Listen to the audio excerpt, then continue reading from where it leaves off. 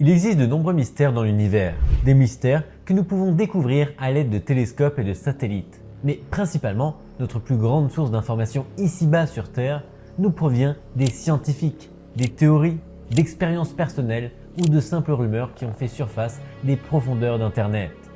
Aujourd'hui, nous allons analyser l'iceberg sur les théories de l'univers.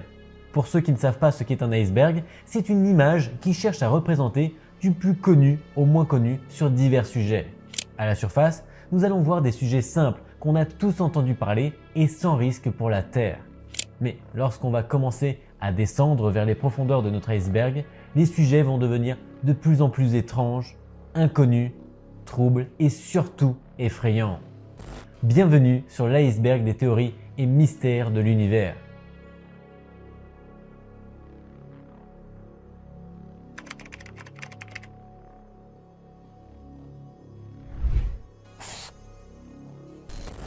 Observée pour la première fois au télescope par Galilée en 1610, depuis, la planète rouge n'a cessé de nous intriguer. La science-fiction, à travers la littérature et le cinéma, spécule depuis des années sur la vie en dehors de la planète Terre, en particulier sur notre voisine Mars. La vérité est qu'à ce jour, nous n'avons aucune preuve qui nous permette d'affirmer qu'il y a aujourd'hui ou qu'il y a eu dans un passé plus ou moins lointain de la vie sur Mars. Mais en même temps, à notre échelle humaine, nous ne devons pas oublier l'âge des planètes du système solaire. Mars a 4 milliards d'années, ce qui laisse largement le temps à la vie d'avoir pu fouler la Terre martienne à un moment ou à un autre. Dans les études passées menées à la surface de Mars, ainsi que dans les images prises par des satellites en orbite autour de la planète, il a été possible de confirmer l'existence de traces d'eau à la surface de Mars. On a pu découvrir au pôle, sous forme de glace, 2 calottes qui stockeraient une quantité d'eau équivalente à celle de la calotte groenlandaise. Ce n'est pas encore une preuve fondamentale qu'il y a eu des traces de vie, mais ça sous-entend qu'un jour, il y a une forte probabilité qu'on ait eu des voisins martiens.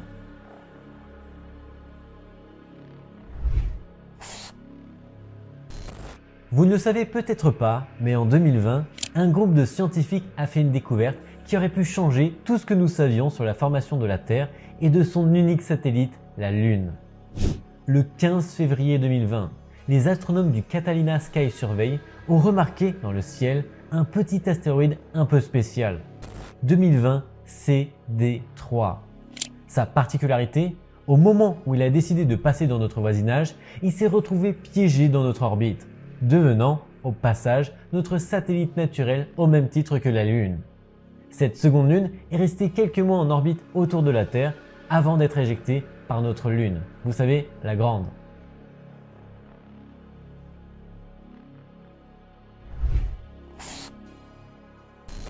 Revenons un peu avant notre époque, il y a 13,8 milliards d'années à une vache près, sur un des sujets les plus intéressants concernant l'univers et la façon dont il s'est formé. Il semble que la théorie la plus acceptée soit celle du Big Bang. Ces théoriciens, Alexander Friedman et Georges Lemaître, ont proposé que l'univers était dans un état de densité et de température très élevé. En un seul point très concentré se trouvait toute la masse de l'univers qui existe aujourd'hui. Absolument tout ce qui existe se trouvait à un moment donné dans ce minuscule point plus petit qu'un atome. À un moment donné, boum! Toute cette masse a été libérée. Mais contrairement aux idées reçues, il n'y a pas eu d'explosion à l'origine du Big Bang. L'univers a simplement commencé à s'étendre de façon incroyablement rapide, donnant naissance à l'espace-temps. En général, 3 preuves empiriques sont considérées comme soutenant la théorie cosmologique du Big Bang. Il s'agit de l'expansion de l'univers telle qu'exprimée par la loi de Hubble et qui peut être observée dans le décalage vers le rouge des galaxies, les mesures détaillées du fond diffus cosmologique et l'abondance des éléments légers.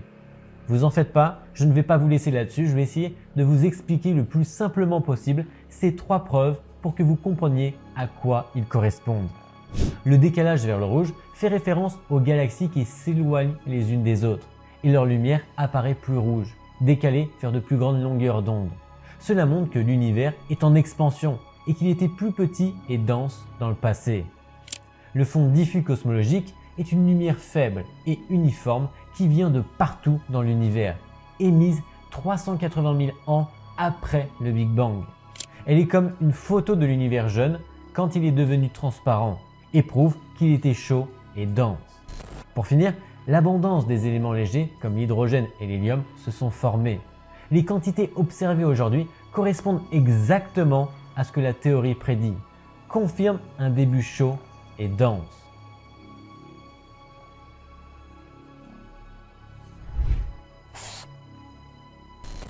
La matière noire, on en parle beaucoup dans les reportages et dans les films hollywoodiens, mais qu'est-ce que c'est concrètement? C'est une forme de matière qui n'émet, n'absorbe ni ne réfléchit la lumière, ce qui la rend invisible et difficile à détecter directement. Elle est appelée noire parce qu'elle n'interagit pas avec le rayonnement électromagnétique.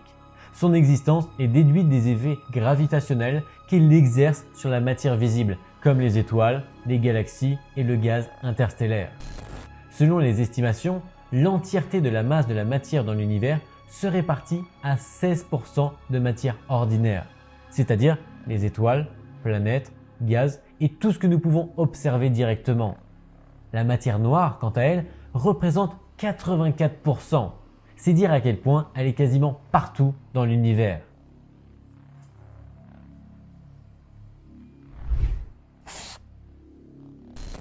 La grande majorité des gens croient que le système solaire se termine à Pluton, marquant la limite de la gravité du Soleil. Mais c'est complètement faux, car au-delà de Pluton, nous sommes toujours dans le système solaire. Si nous avions un vaisseau spatial qui essayait de s'échapper de l'orbite du Soleil, une fois que nous aurions dépassé l'orbite de Pluton, nous rencontrerions comme une coquille sphérique géante entourant notre système solaire, le nuage d'Oort, à ne pas confondre avec la ceinture de Kuiper. Il faut l'imaginer comme une énorme bulle glacée qui entoure tout le système solaire, remplie de milliards d'objets glacés comme de l'eau, de l'ammoniac ou du méthane, mais aussi de poussière et de roches. Ces objets sont des restes de la formation du système solaire il y a environ 4,6 milliards d'années. Pour se donner une idée de la grande distance à laquelle ils se trouvent, on estime que la sonde Voyager 1, pour rappel qui a quitté notre planète le 5 septembre 1977, qui voyage à une vitesse de plus de 60 000 km/h, mettrait environ encore 300 ans pour atteindre le nuage de Oort.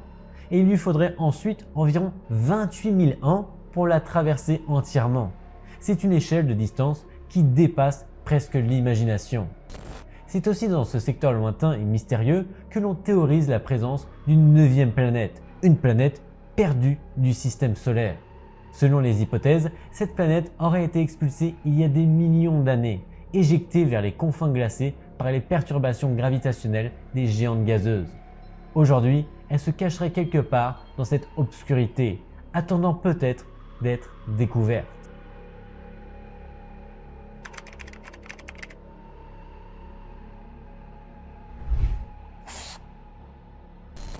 La face cachée de la Lune est la partie de la Lune qui n'est jamais visible depuis la Terre, en raison du phénomène de rotation synchrone, ce qui signifie que nous voyons toujours la même face de la Lune. Peu importe où vous êtes sur la planète, vous verrez toujours la même chose. La seule différence serait si vous voyagez dans l'hémisphère opposé, auquel cas vous verriez la Lune à l'envers, puisque votre point de vue a changé l'origine de la Lune. La rotation synchrone est possible à partir du moment où la Lune met le même temps pour tourner sur elle-même que pour orbiter autour de la Terre, soit 27,3 jours, nous montrant ainsi toujours la même face. En raison de son inaccessibilité visuelle depuis notre Terre, la face cachée a alimenté de nombreuses théories du complot, notamment l'idée de bases extraterrestres ou d'installations secrètes, bien que ces spéculations ne soient soutenues par aucune preuve concrète. On parle du côté obscur de la Lune, ce qui est en réalité incorrect, et je suis assez content de vous partager ce que j'ai moi-même appris en travaillant sur cette vidéo, mais en réalité, la face cachée de la Lune reçoit autant de lumière solaire que la face visible, mais elle est simplement hors de notre vue.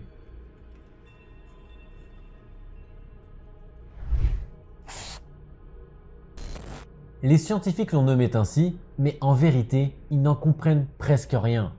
Elle ne brille pas, ne se manifeste pas sous forme de matière, et pourtant elle est là, partout, tapie dans l'ombre du vide intersidéral.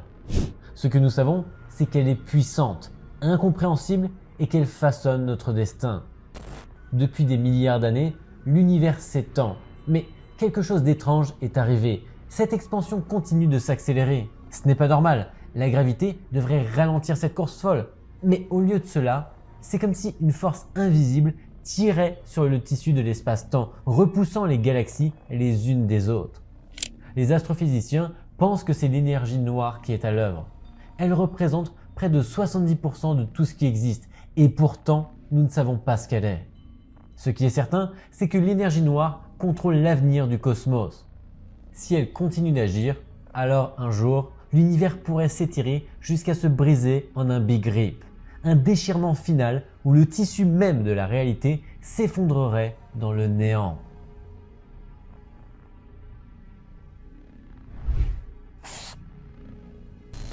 L'un des plus grands mystères de notre système solaire est peut-être ce qui se cache sous l'atmosphère colossale de Jupiter.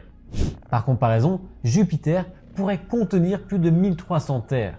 C'est dire à quel point elle est imposante dans notre système solaire. En ce qui concerne d'autres planètes gazeuses, il a été émis l'hypothèse qu'il pourrait y avoir de gros diamants provenant des pressions extrêmement élevées qui existent. La planète est composée principalement d'hydrogène et d'hélium, les éléments les plus légers et les plus abondants de l'univers.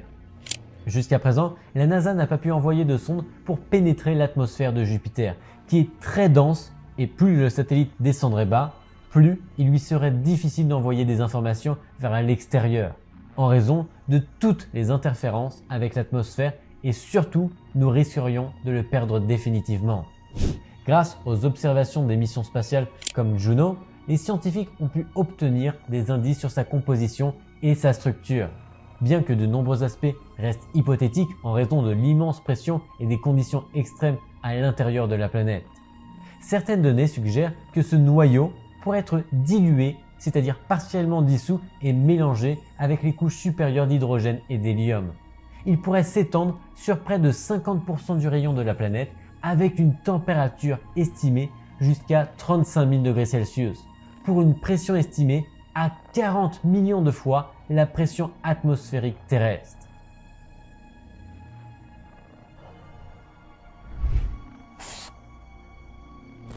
Sommes-nous seuls dans l'univers?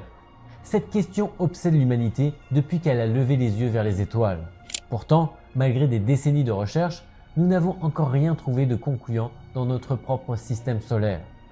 Autrefois, nous pensions que Vénus, avec son épaisse couverture nuageuse, pouvait abriter la vie. Mais lorsque nos sondes ont traversé ce voile, elles ont découvert un enfer suffocant.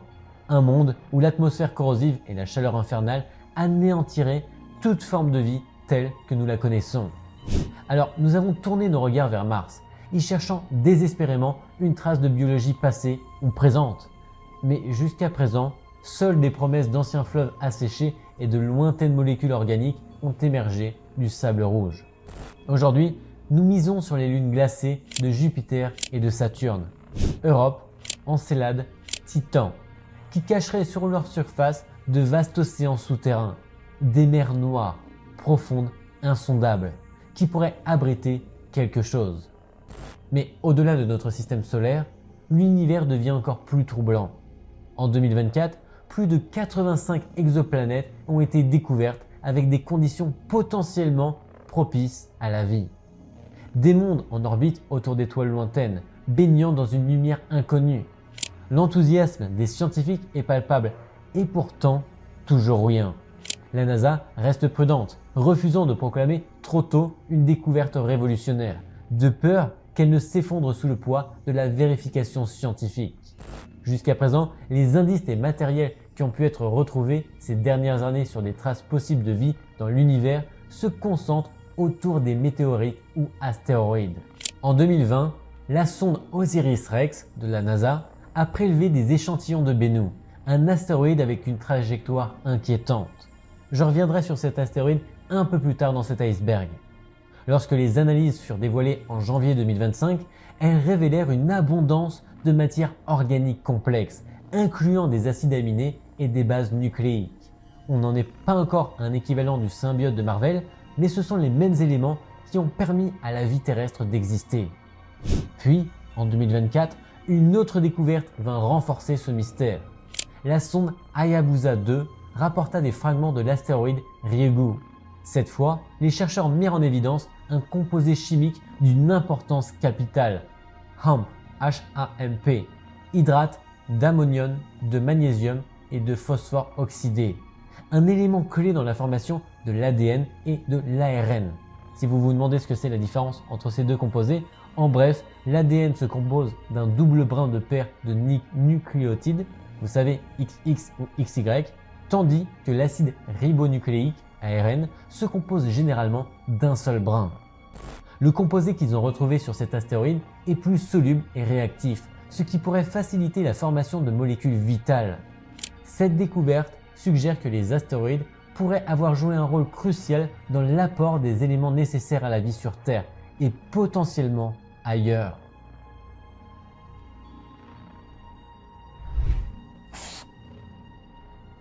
Le pont d'Einstein-Rosen, ou plus communément appelé le trou de verre, est un concept théorique en physique qui décrit une sorte de raccourci à travers l'espace-temps. Les trous de verre sont des portails qui nous permettent de voyager d'un endroit de l'univers à un autre, avec la possibilité de revenir et plus rapidement que la vitesse de la lumière. La mécanique des trous de verre est très bien expliquée dans le film Interstellar. En gros, il faut imaginer un univers 2D dans lequel on veut aller d'un bout à l'autre. Pour y parvenir, le chemin le plus court n'est pas une ligne droite, mais plutôt une courbe à travers l'espace pour arriver directement à notre destination.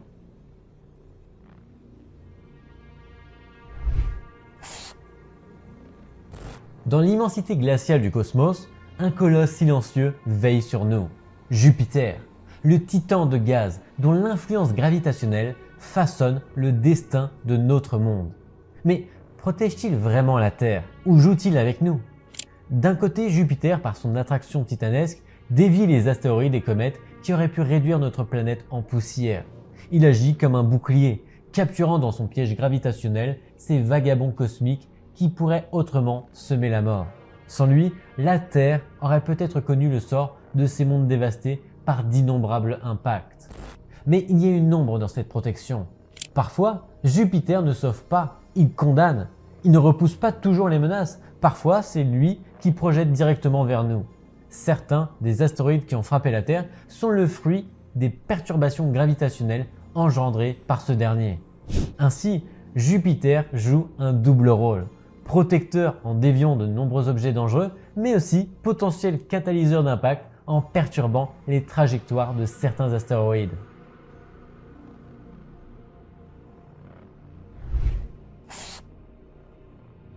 Une supernova est le résultat des derniers instants de la vie d'une étoile massive, mais j'y reviendrai un petit peu plus tard dans cet iceberg.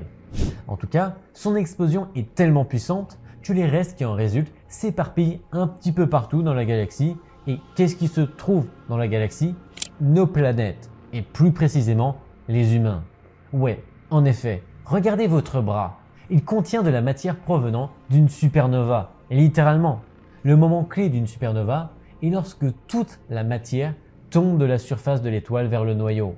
Lorsqu'elle atteint le fond, la matière est comprimée par la gravité de l'étoile, provoquant la fusion des atomes des éléments les plus légers pour créer de nouveaux éléments chimiques. Une fois qu'ils explosent, ils produisent une grande partie de la matière de l'univers, y compris des éléments comme le fer qui font partie des planètes et de vous-même. Les éléments lourds ne sont produits que lors des supernovas. Nous portons donc tous des restes de ces explosions dans notre corps.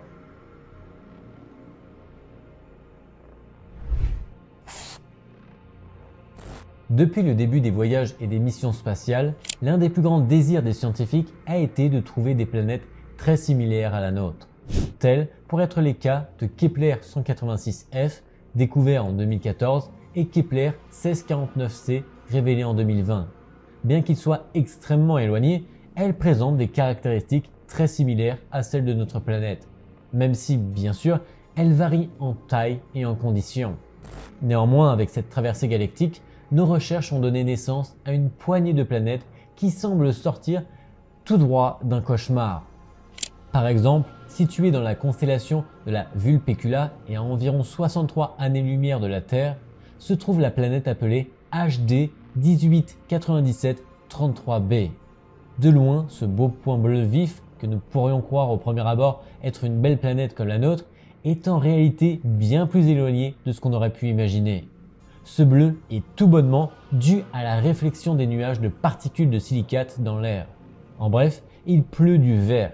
Et apparemment, la planète est toujours secouée par des vents brutaux atteignant une vitesse moyenne de 8700 km/h, soit 7 fois la vitesse du son.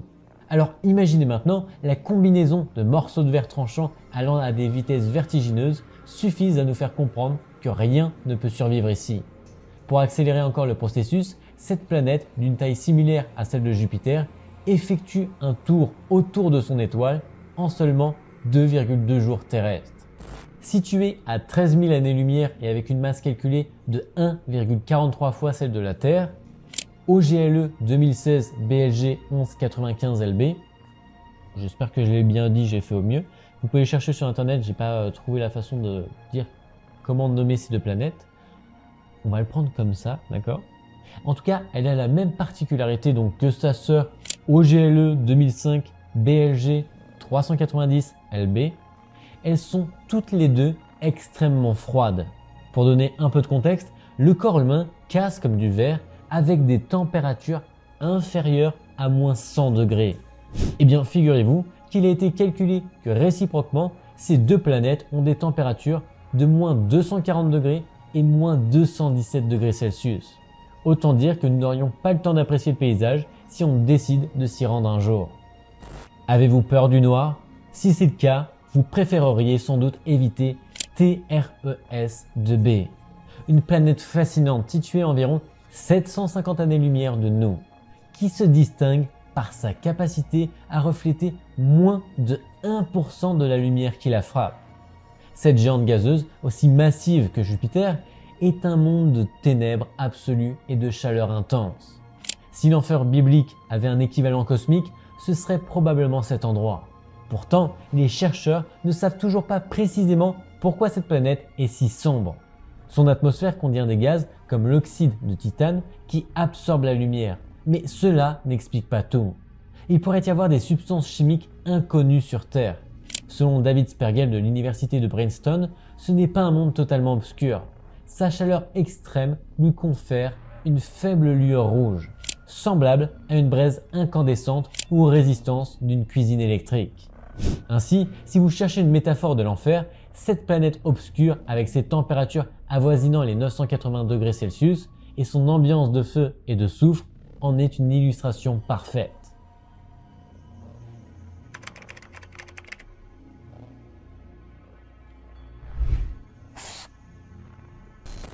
Nous connaissons déjà les trous noirs, des corps dotés d'un champ gravitationnel très élevé, capables d'absorber même la lumière. Un objet céleste avec une densité telle qu'il déforme l'espace. Mais contrairement aux trous noirs, il existerait théoriquement des trous blancs. Les trous blancs laisseraient s'échapper la matière et l'énergie au lieu de les absorber. En fait, aucun objet ne pourrait rester à l'intérieur de cette région pendant un temps infini. C'est pourquoi un trou blanc est défini comme l'inverse temporel d'un trou noir. Le trou noir absorbe la matière et le trou blanc l'expulserait. Les trous blancs restent un concept purement théorique, sans preuve observable à ce jour. Leur existence soulève des questions profondes sur la nature de l'espace-temps, la causalité et la thermodynamique. Tant que de nouvelles observations ou théories ne les confirmeront pas, il demeure une spéculation intrigante en physique théorique.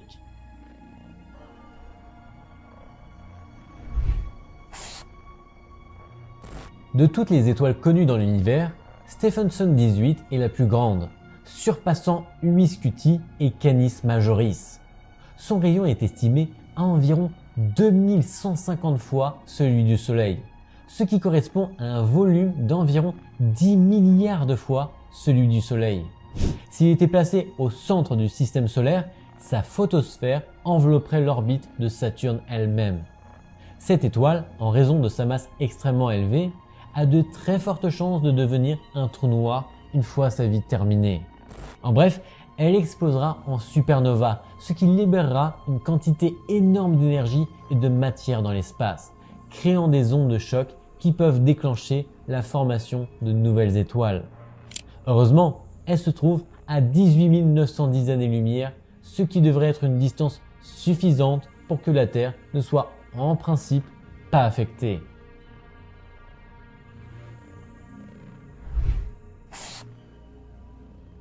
Au-delà de son allure paisible qui orne nos nuits, la Lune cache des réalités qui semblent presque irréelles. Les missions lunaires, notamment celle d'Apollo, ont révélé que sa surface est tapissée d'un régolithe, une poussière lunaire extraordinairement fine et abrasive. Ce régolithe, composé de particules anguleuses et riches en oxyde métallique, adhère obstinément aux combinaisons et aux instruments, posant de sérieux problèmes pour la santé des astronautes et la longévité des équipements. Des analyses en laboratoire ont montré que si inhalées, ces particules pouvaient causer des inflammations et des lésions pulmonaires graves, transformant ce voile de poussière en un véritable danger. De plus, l'absence totale d'atmosphère sur la Lune expose sa surface à un bombardement constant de rayonnement cosmique et de particules solaires. Ces radiations, d'une forte intensité, n'offrent aucun répit aux organismes vivants et représentent un risque majeur lors de toute future exploration prolongée ou installation sur le satellite. Les scientifiques soulignent que ces conditions extrêmes exigent des solutions technologiques toujours plus pointues pour protéger les explorateurs de cet environnement hostile. Un autre aspect tout aussi fascinant et pour le moins inquiétant est la manière dont la régolithe interagit avec l'environnement spatial. Des études récentes indiquent que ce sable lunaire, électriquement chargé par l'exposition constante aux radiations, peut générer des décharges électrostatiques imprévisibles. Ces phénomènes qui perturbent les systèmes électroniques évoquent l'image d'un paysage céleste animé par des forces invisibles et presque surnaturelles. Ainsi, loin d'être un simple astre lumineux, la Lune se révèle être un monde aux multiples facettes, à la fois magnifique et menaçant. Ce satellite, témoin silencieux de l'histoire du système solaire, demeure un rappel constant que même dans la beauté apparente de l'espace, des dangers réels et scientifiquement avérés attendent ceux qui osent s'en approcher de trop près. En résumé, la Lune qu'on connaît et observe depuis toujours comme une voisine familière n'est pas vraiment prête à nous accueillir pour y vivre. Mais vous connaissez les humains, toujours poussés par leur fascination à aller plus loin. En 2017, la NASA a lancé le programme Artemis, qui vise à envoyer une mission habitée sur la Lune d'ici 2027. Espérons que les scientifiques ont prévu tous les obstacles, car visiblement, la Lune n'a pas fini de nous surprendre.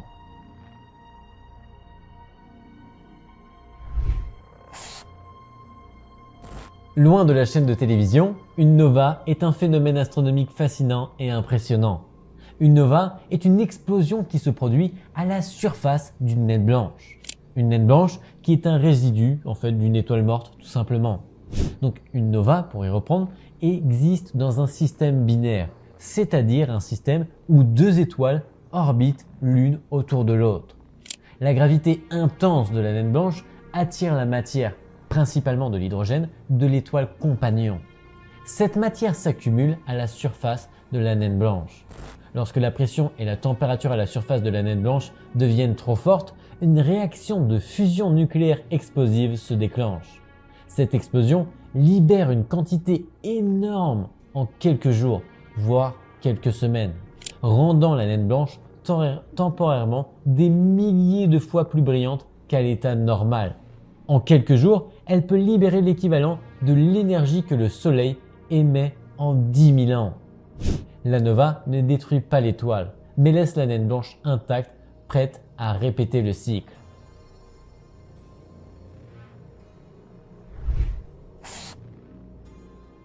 Pendant les années de la guerre froide, les astronomes pensaient que les trous noirs étaient la plus grande force de l'univers, mais ils avaient tort.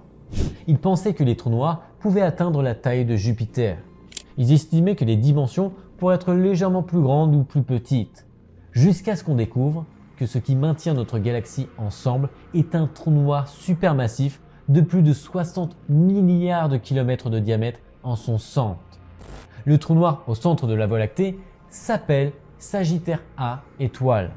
C'est un trou noir supermassif situé dans la constellation du Sagittaire, à 26 000 années-lumière du système solaire.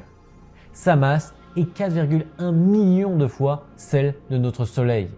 Son rayon est estimé à 12 millions de kilomètres. Son existence a été confirmée grâce à la déformation des rayons lumineux émis depuis le centre de la Voie lactée. La première image visuelle a été obtenue grâce à l'EHT qui a confirmé que l'objet est un trou noir avec des propriétés qui coïncident avec la théorie de la relativité générale d'Einstein. Bien que ce soit un trou noir supermassif, ne vous inquiétez pas, il n'est pas dangereux pour nous, car sa sphère d'influence est à 10 années-lumière.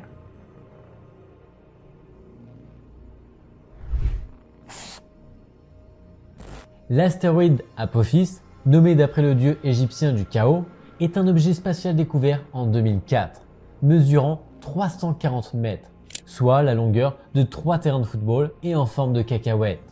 Sa particularité est qu'il se rapproche jour après jour de la Terre. Pour la première fois, la NASA doit se préparer sérieusement à un impact d'astéroïde. Pendant longtemps, on ne savait pas quelle était l'ampleur de la menace qu'Apophis représentait. Aujourd'hui, une étude montre qu'il a une chance sur 37 de percuter la Terre en 2029. Quelles seraient les conséquences si Apophis percutait la Terre?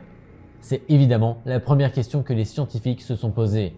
Dans l'hypothèse où il percuterait la Terre sans se désagréger, dans le pire des cas avec un impact direct sur une mégalopole, il provoquerait des dégâts importants dans un rayon qui pourrait dépasser plusieurs centaines de kilomètres et tuerait plusieurs millions d'habitants. Pas de panique néanmoins, c'est vraiment le pire des scénarios. Il y a de fortes chances qu'Apophis se désintègre en entrant dans l'atmosphère terrestre et une probabilité encore plus grande qu'il finisse sa course dans un océan ou une mer. Après tout, 70% de la surface de la Terre est recouverte d'eau. Les scientifiques se veulent aussi rassurants, la probabilité qu'il nous percute est d'une chance sur 37, soit 2,7%, ce qui reste assez faible. Mais il précise quand même qu'il passera environ 31 000 km de la Terre, soit plus près que certains satellites en orbite géostationnaire, et qu'il sera visible à l'œil nu. Ils ont étudié l'astéroïde sous toutes ses coutures, mais ce genre de calcul reste compliqué. Apophis est assez gros pour causer des dégâts, mais à l'échelle du cosmos, ce n'est qu'un minuscule grain de poussière, difficile à suivre et à analyser. Comme tous les astéroïdes, il n'émet pas de lumière par lui-même. Il ne fait que réfléchir celle du Soleil ou des planètes, ce qui rend son observation plus délicate selon l'angle sous lequel il vole. Et ce n'est pas fini, Apophis reviendra en 2036. Avant-le, ça commence vraiment à ressembler à une relation avec un ex toxique. Cette fois encore, le risque d'impact sera encore plus faible, mais il est trop tôt pour en être sûr. Une incertitude demeure. En passant près de la Terre, sa trajectoire pourrait être modifiée par la gravité terrestre, ce qui rend les prévisions pour 2036 encore floues. Si Apophis devait changer de trajectoire vers nous, nous aurions moins de 7 ans pour nous préparer. Après tout, les astéroïdes et les comètes ont frappé la Terre à plusieurs reprises dans son histoire. C'est un phénomène normal à l'échelle cosmique. La Terre survivra, mais notre civilisation, elle, pourrait en prendre un coup. Heureusement, il y a une bonne nouvelle dans tout cela. La NASA a déjà pris les devants. La sonde Osiris-Apex est en route vers Apophis.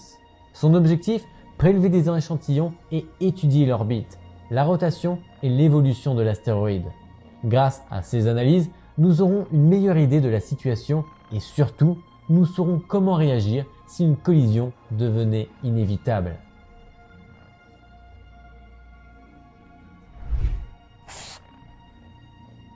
Notre planète, la Terre, et tous ses habitants par substitution, avons nos jours comptés. C'est une réalité, rien n'est éternel. C'est l'une des questions les plus populaires. Comment la Terre finira-t-elle? On ne sait pas avec certitude, mais selon certains scientifiques, bien que le Soleil soit actuellement notre meilleur ami, le Soleil sera probablement celui qui nous infligera le coup de grâce. Pour le comprendre, il faut savoir que le Soleil brûle 600 millions de tonnes d'atomes d'hydrogène et d'hélium chaque seconde. J'ai bien dit chaque seconde. Pour chaque milliard d'années où le Soleil brûle de l'hydrogène, il devient 10% plus brillant et évidemment, plus le Soleil crache de l'énergie et augmente sa luminosité, plus la température de la planète Terre changera également. Elle sera beaucoup plus chaude, même l'eau commencera à s'évaporer à un moment donné. On estime que d'ici 3,5 milliards d'années, le Soleil sera 40% plus brillant. Dans environ 4 ou 5 milliards d'années, le Soleil finira de consommer tout l'hydrogène. Et c'est alors qu'il commencera à brûler de l'hélium. Au cours du prochain milliard d'années, elle s'étendra et deviendra une géante rouge. Au cours de ce changement, le Soleil deviendra de plus en plus grand, à tel point qu'il s'étendra jusqu'à l'orbite de Mars, absorbant au passage Mercure, Vénus et la Terre. Mais que se passerait-il si notre monde échappait à la première absorption? Eh bien, la chaleur et la radiation nous atteindraient en pleine force, puisque nous serions excessivement proches de notre étoile, de sorte que la planète Terre deviendrait tout simplement un endroit sec et stérile.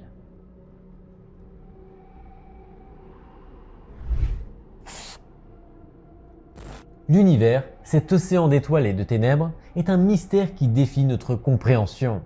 À chaque fois que nous croyons en saisir les contours, il nous échappe comme une ombre qui se dérobe à la lumière. Et parmi ces énigmes les plus troublantes, il y a cette question. Où se trouve la limite de l'univers? Existe-t-elle seulement? Commençons par comprendre ce que représente l'univers observable. Ce que nous appelons l'univers observable est une bulle de 93 milliards d'années-lumière de diamètre, centrée sur la Terre. Cette bulle représente tout ce que nous pouvons voir, tout ce que la lumière a eu le temps de nous atteindre depuis le Big Bang, il y a environ 13,8 milliards d'années. Mais voici le paradoxe.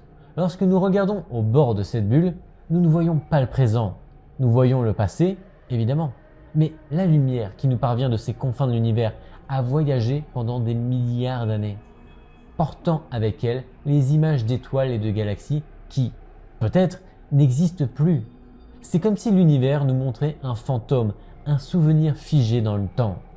Imaginez, si vous vous trouviez à 40 millions d'années-lumière de la Terre, vous ne verriez pas notre monde actuel, non, vous verriez des dinosaures, des créatures éteintes depuis des éons, comme si le temps s'était figé dans une boucle infinie. Alors, que se passerait-il si nous pouvions nous téléporter jusqu'à cette limite, ce bord supposé de l'univers observable?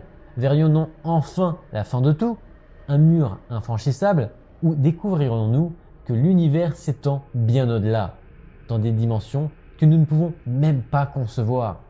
Faisons un voyage. Imaginez que vous vous éloignez de la Terre, que vous traversez notre système solaire, puis notre galaxie, la Voie lactée, jusqu'à atteindre son bord. Là, pas de vent interstellaire, pas de bruit, juste un silence oppressant et des points lumineux, lointains, qui scintillent comme des yeux dans l'obscurité. Ces points, ce sont des galaxies entières, chacune abritant des milliards d'étoiles, des mondes innombrables. Et pourtant, elles ne sont que des grains de poussière dans l'immensité du cosmos. Notre galaxie, la Voie lactée, fait partie d'un amas de galaxies appelé le superamas de Laniakea, une structure si vaste qu'elle défie l'entendement. Mais même cela n'est qu'une rue minuscule dans une mégalopole cosmique. Dézoomez encore et vous verrez le superamas Hydra Centauri, des milliers de galaxies regroupées semblables à des lucioles dans la nuit. Dézoomez davantage et vous verrez l'univers observable dans son intégralité. Et si nous pouvions voyager jusqu'à ce bord, que verrions-nous? Une frontière infranchissable, un mur de ténèbres? Ou bien découvririons-nous que l'univers s'étend bien au-delà, dans des régions que nous ne pouvons pas observer, car leur lumière n'a pas encore eu le temps de nous atteindre? Cette idée est à la fois fascinante et terrifiante. L'univers pourrait être bien plus grand que ce que nous voyons, mais nous ne le saurons jamais, car nous sommes enfermés dans notre bulle de lumière. Une bulle supposée gigantesque, mais une bulle tout de même. Une possible limite à tout ce que nous connaissons. Et cette limite, elle se trouve à plusieurs milliards d'années-lumière de nous. Même en voyageant à la vitesse de la lumière, un voyage jusqu'à ce bord prendrait 2 fois plus de temps que l'existence de notre planète. Pendant ce temps, le Soleil aurait disparu, consumé dans un dernier sursaut d'énergie, détruisant tout ce que nous connaissons. Et si par quelque miracle vous pouviez revenir, vous ne retrouveriez pas la Voie lactée. Elle aurait fusionné avec Andromède, donnant naissance à quelque chose de nouveau, d'encore inconnu pour l'espèce humaine. Alors, où est la limite de l'univers? Existe-t-elle vraiment ou n'est-elle qu'une illusion, un reflet de notre propre finitude? Et c'est peut-être cela, la plus grande peur de toutes. L'idée que certaines questions n'auront jamais de réponse. Et vous, avez-vous d'autres idées ou hypothèses sur ce qui pourrait se trouver à la limite de l'univers? Indiquez-les en commentaire. J'espère que pour le moment, vous appréciez cet iceberg. On va commencer à aborder des sujets de plus en plus mystérieux et à la fois beaucoup plus dangereux pour nous. La vidéo est finalement plus longue à travailler que ce que j'aurais pensé initialement. Et en fait, le temps de l'écrire, faire la vidéo, le montage, du coup, je vais la couper en deux parties. Là, la deuxième partie devrait suivre sous 2-3 semaines après la sortie de la première vidéo. Je mettrai le lien en commentaire pour que vous puissiez la retrouver assez facilement. Donc, si elle n'est pas encore en commentaire, c'est qu'elle n'est pas encore dispo. D'ici là, merci de me suivre, de me follow, avec grand plaisir. Ça fait toujours plaisir en tout cas pour moi et de voir aussi surtout vos commentaires, donc ce que vous en pensez et quoi que ce soit. Si vous avez apprécié donc cette vidéo qui est mon premier iceberg, n'hésitez pas aussi de me dire dans les commentaires ce que vous aimez pas ou ce que je peux améliorer par la suite. Et si vous avez adoré, comme je vous le dis, suivez-moi, likez cette vidéo, ce sera un énorme support pour la chaîne. Merci à tous et à très vite pour la deuxième partie. Bye bye!